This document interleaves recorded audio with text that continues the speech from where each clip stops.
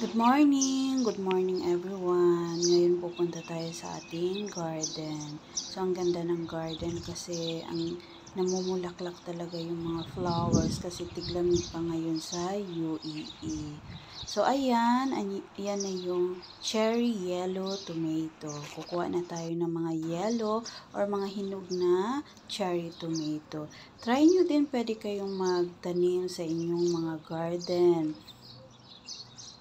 Next time, ipapakita ko din yung red cherry tomato and violet cherry tomato. Hindi pa kasi siya nagbunga. Sa ngayon, yung nagbunga na marami ang yellow tomato.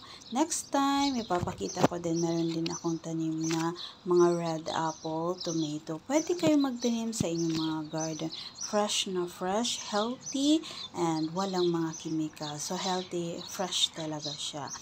And then, perfect siya sa ating mga salad everyday. So, nagtanim ako ng cherry tomato kasi dito sa UAE, may kamahalan ang presyo. So, yung nabubulok or nalalanta na or yung mga cherry tomato natin na hindi na pwede kainin or hindi na pwede ilagay sa ating salad, pwede natin itanim sa ating garden para araw-araw fresh na fresh.